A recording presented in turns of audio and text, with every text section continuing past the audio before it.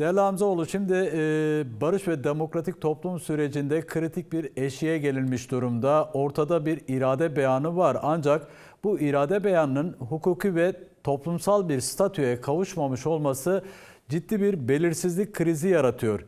Bu belirsizlik durumu da kaygılara yol açıyor doğal olarak. Bu konuda neler söylemek istersiniz?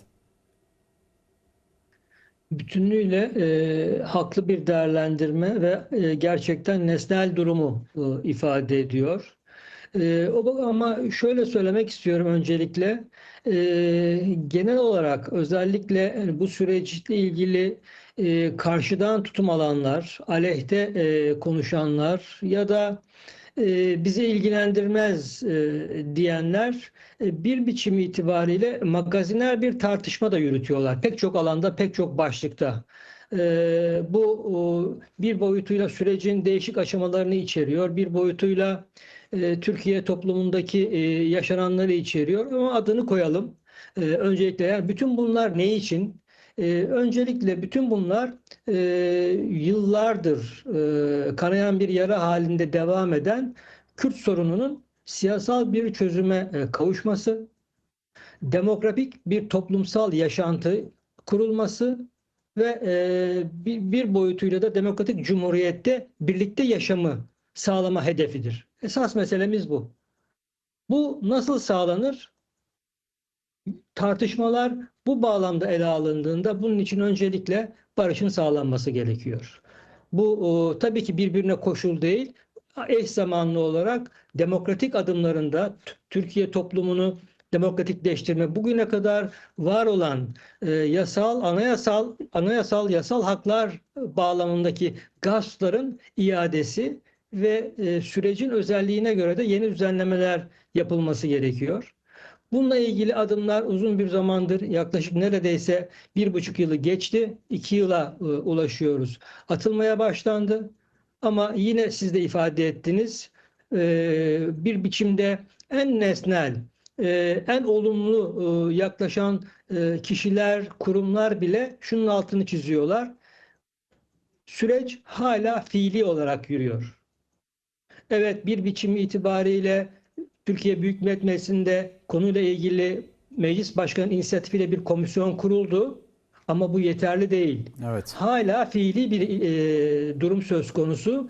Bunun bir biçimiyle hukuksal bir yapıya kavuşturulması gerekiyor ki bir muhataplık süreci tarafları karşılıklı olarak bağlayabilsin, niyet aşılabilsin. Biliyorsunuz yaklaşık 9 ay önce 12 Temmuz'da Barış ve Demokratik Toplum Grubu silahların yakılması töreninde doğrudan doğruya inkar ve imhanın sonlanması, varlığı nedeniyle silahlı mücadeleye başladıklarını, bunun sonlanmasıyla ilgili olarak hukuksal adımlar atıldığında da bu sürecin devam edeceğini ifade etmişlerdi. 9 ay önce silahlarını yakanlar bugüne kadar hala ülkeye dönebilmek için ne gibi bir prosedüre sahip olduklarını bilmiyorlar. Bu gerçekten önemli bir belirsizlik. O nedenle her yönü itibariyle başta bu süreci Kürt tarafı adına yürüten Abdullah Öcalan olmak üzere statünün net bir şekilde belirlenmesi ve bu belirlenen statünün de hukuksal bir çerçevede Türkiye Cumhuriyeti devletin hukuksal normları içinde, yani meclisteki yasama organındaki sürecinde bir an önce tamamlanması gerekiyor. Değerli Hamzaoğlu, tam da bu konuda sorum olacaktı size. İsterseniz buradan tekrar devam edelim. Sürecin en kritik düğümü, az önce bahsettiğiniz gibi, Önder Apo'nun hukuki ve siyasi statüsü. Diyalog var ama bu diyalog resmi bir protokole bağlı da değil. Devletin Önder Apo ile yürütmüş olduğu diyalog, Önder Apo'nun pozisyonunu fiilen bir müzakereci konumuna taşımış durumda. Ancak hukuken halen bir tutsak statüsünde. Yani bu durumun yürütülen sürecin meşruiyetine ve sürdürülebilirliğine dair belirsizlik de yarattığı değerlendirmeleri de var. Bir yandan süreci sonuna kadar götürmekte kararlıyız açıklamaları yapılacak. Diğer yandan da örtülü müzakere, tırnak içinde söylüyorum, yürüttüğünüz tarafın hukuki ve politik durumuna nitelik kazandırmıyor. Bu yaklaşımla süreç tek taraflı kalıyor. Bu şekilde nasıl yürütülebilir?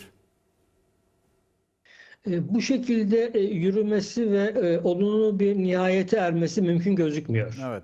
Dünya örnekleri de zaten bunu gösteriyor. Eğer gerçekten bu sözlerin altında bir samimiyet varsa ama samimiyetin de ötesinde bir niyet varsa bunun toplum tarafından da sorgulanması ve göz önüne alınması gerekir. Taraflardan birisi niyetini açık bir biçimde ifade etmiş durumda. Ve kongrede kendisini feshetti. Silahların yakılması süreciyle ilgili olarak neler yapılması gerektiğini ifade ediyorlar. Bütün bu süreci yürüten baş müzakereci diye kendi örgütü tarafından tanımlanmış Sayın Abdullah Öcalan bir biçimi içinde sadece masanın karşılıklı tarafının oturulduğunda konuşulanların hukuksal bir sürece bağlanması için değil, o sürecin verimli olabilmesi, yani Türkiye halklarının birlikte yaşam ve demokratik cumhuriyetle ne anlaması gerektiğini, bunu günlük hayata geçirildiğinde ne gibi farklılıklar olacağını ifade edebilecek koşulların olması gerekir. O nedenle de öncelikle bu sürecin yasal normlarla beraber doğrudan doğruya DEM Parti'nin organlarının üyelerinin, akademisyenin, siyasetçilerin, çok farklı alanlardaki akademisyenlerin, siyasetçilerinin, toplum önderlerinin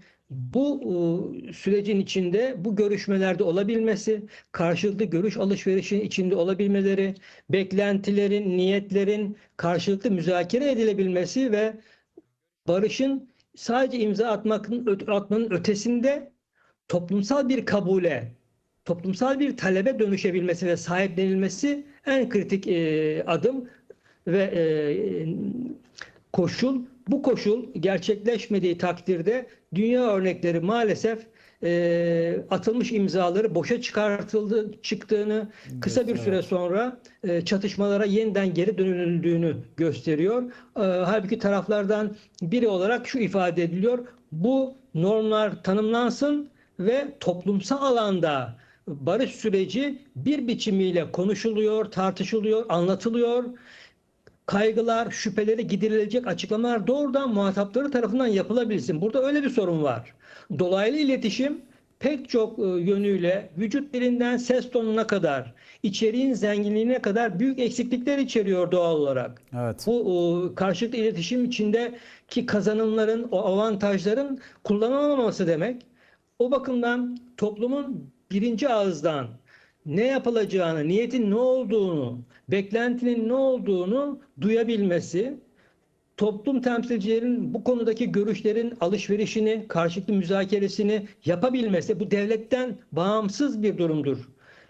Merakların giderilebilmesi, kaygıların giderilmesi, beklentiden alınıp ona göre adımlar atılabilmesi aynı zamanda Evet. toplumla da bir müzakerenin temsilcileri aracılığıyla yapılması gerekir. Şu anda bunu sağlayacak hukuksal bir düzenleme, dolayısıyla statü belirlemesiyle ilgili hukuksal bir düzenleme yok ve o nedenle de bu koşullar maalesef sağlanamamış durumda. Bunu Peki söylemek son isterim. olarak kısaca bir değerlendirme daha almak isterim sizden. Çünkü önemli bu da. Kürt sorunu artık sadece Türkiye sınırları içinde bir mesele değil. Önder Apo'nun 27 Şubat barış çağrısı sadece Türkiye değil, tüm Orta Doğu'ya bir mesaj aynı zamanda. Türkiye'nin içindeki bu somut adım atamama hali bölgesel jeopolitik risklerden mi kaynaklanıyor yoksa iç siyasi dengelerin bir sonucu mu? Ben bugüne kadar var olan tutumun en azından bugünlerden itibaren daha farklı bir ivmeye dönüşeceğini, ivme kazanacağını düşünenlerdenim. Şöyle ki biliyorsunuz 2023'teki Hamas'ın saldırısıyla beraber başlayan ve soykırıma Gazze'de ulaşan süreç dünyada uluslararası hukukun tamamen ortadan kalktığını, bir kuralsızlaşma olduğunu ve onun yerine de güç kurallarının ortaya konduğunu bize gösterdi. Ve 27 Şubat açıklaması da Tüm bunları sentezleyip Orta Doğu'da yakın vadede neler yaşanabileceğini, bu riskleri anlatıyordu. Bu yeterince anlaşılamamış görünen o. Çünkü görüldüğü gibi İsrail ve Amerika Birleşik Devletleri birlikte İran'a saldırdılar. Bu bir biçimiyle evet, emperyalist bir saldırı boyutu içeriyor. İşte İran Amerika Birleşik Devletleri karşısında Çin'in en önemli tedarikçisi, hegemonyayı Amerika'nın sağlayabilmesi adına önemli bir engel. Bu nedenle bu tedarik kanallarının ortadan kaldırılması ve benzeri gibi pek çok nedenin yanı sıra Orta Doğu'daki bir egemenlik mücadelesini de tarihsel bir mücadeleyi de aynı zamanda göz önüne seriyor. Bu daha önceden görülmüştü ve şu anda maalesef büyük bir acılarla coğrafyamız bunu yaşıyor. İşte bu süreçte biliyorsunuz uluslararası basında da sıkça yazılıyor, tartışılıyor hale geldi. Siyaset bilimciler tartışıyor. Evet. Eğer İran'da bir biçimiyle Amerika Birleşik Devletleri, İsrail aracılığıyla emperyalizm beklentisini karşılar ve İran bir şekilde karşıt olmaktan düşerse Türkiye'nin bugüne kadar var olan jeopolitik pozisyonu değişecek. Evet. Tırnak içinde önemsizleşecek uluslararası siyaset alanında bulunduğu platform, bulunduğu taraf itibariyle. Bu büyük bir risk Türkiye için tabii ki. O nedenle bu sürecin bir biçimiyle bu şekilde değişmeden önce Türkiye'nin sanıyorum en azından barış sürecini yürüten güçler olarak bir biçimiyle daha kısa sürede tamamlanmasını, hukuksal düzenlemelerin yapılmasını öngörüyorlardır diye düşünüyorum. Çünkü uluslararası gelişme her bir geciken günün barış sürecinin Cumhurbaşkanı da ifade ettiği gibi enfekte olmasına vesile olabilecek riskleri daha da büyüterek devam ediyor.